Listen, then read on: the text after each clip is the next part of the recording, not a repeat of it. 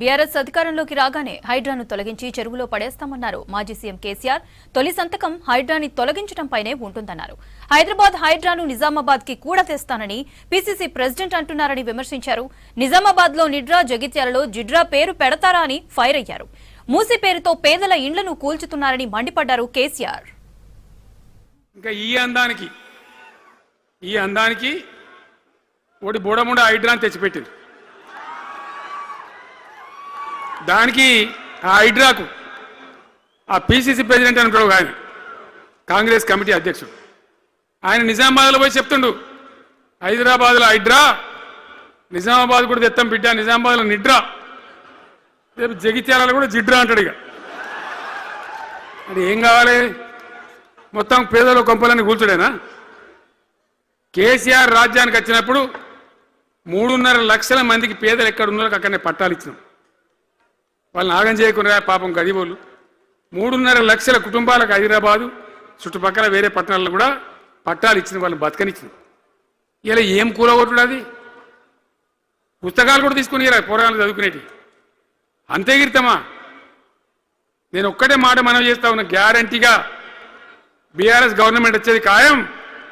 మొట్టమొదటి రోజులనే ఈ హైడ్రాని ఎత్తి అవతల వరేస్తామని చెప్పి నేను మనం చేస్తా ఉన్నా. తీసేయన్నా దాన్ని, హైడ్రాని తీసేయనన్నా, పక్క మాటనా? మళ్ళా మొదలు పెట్టినా ఇక జరాగు 5 నిమిషాలు అది అయిపోతుంది. హైడ్రాని పీకేసి మొదటి సంతకంతోనే తీసి చెరువులో వాడేస్తాం దాన్ని. ఇప్పుడు మనం చేయలేం. 46,000 చెరువులు మంచిగా చేసినాం. ఏమన్నా గుడిసె కూడా కొలగొచ్చామా? ఇల్లు కూడా వచ్చామా? ఇదేమి ఇచ్చేంతరం నాకు అర్థం కాదు. మూసి అని దాని ఎంబడి వాడారు, దానికి ఆడ గరీబులు ఉంటారు పాపం. మూసి ఎంబడిన గరీబులను వాళ్ళని ఏమి ఏడిపించడు? పొద్దున్న లేతే వాళ్ళు నిద్రపోకుండా, వాళ్ళ కంటి మీద కొనుక్కు లేకుండా, అది ఎవరు చేసే ప్రాజెక్ట్ అయ్యేది కాదు, పీకేది అవుతుందా? 15,000 ఇల్లు కూడా కొడతారట. ధర్మమేనా అది? ఈ రకంగా ఇప్పుడు పనికి మాలిన హైడ్రా తెచ్చి మూసి అది చెయ్యాలి, మూసి మంచిగా చేయాల్సిందే వద్దనే వాడు అన్నాడు. అన్ని వేల ఇల్లు కూడా కొట్టడం ఎందుకు నాకు అర్థం కాదు. అలా ఏం లేదు, భూములు కబ్జా పెట్టే రియల్ ఎస్టేట్ దందా తప్ప దానిలో ఏం లేదు.